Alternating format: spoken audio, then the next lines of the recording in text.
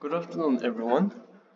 Today, Shinpenso and I, Sharp Godrel, will be presenting you all on the topic Bhutan's second five-year plan, that is, raising agriculture for self-sufficiency.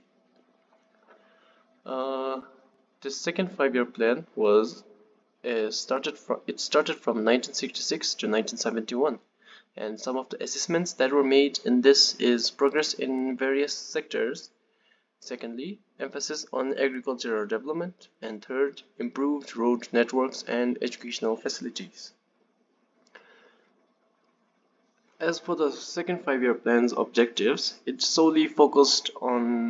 firstly, it focused on the agriculture and the education system of our country, and while it was doing so, it was basically a merged plan of the first five-year plan. So because their objectives and all were mostly same, what they did was they just made improvements to the first five-year plan. In that sense, they merged the first five-year plan and the second five-year plan. And the last objective of the second five-year plan is the improved healthcare systems.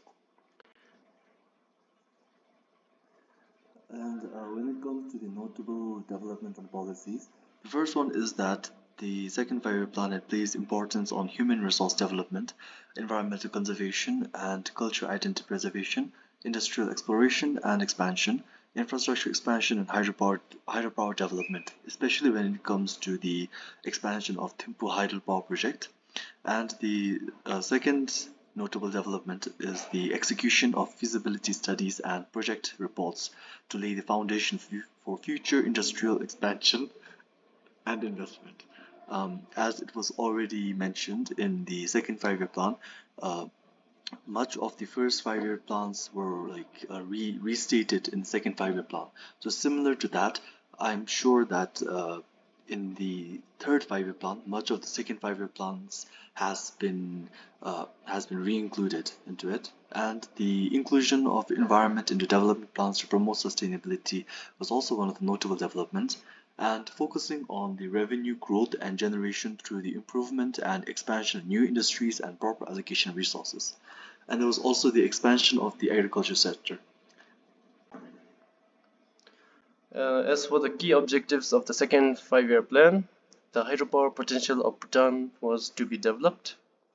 Infrastructures such as road, bridges, and internal transportation networks were to be expanded and improved. And it was the start of new industries as well as water supply schemes, preservation of our culture and traditional norms, development of human resource and local technical personnel, practicing sustainable development and environmental conservation. The last is also expanding the industrial sector as well.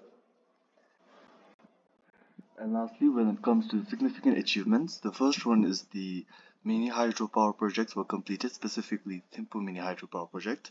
Then the road infrastructures were improved, and there was diversification of industries as already mentioned in the previous slides, and there were also the consideration of preservation of old monuments and sites.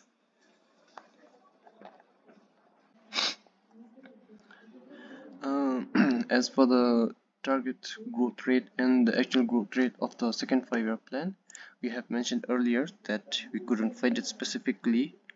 It seems we have not searched enough, but as we have searched enough now, we have actually found what the estimated actual growth rate and the target growth rate was of the second five-year plan.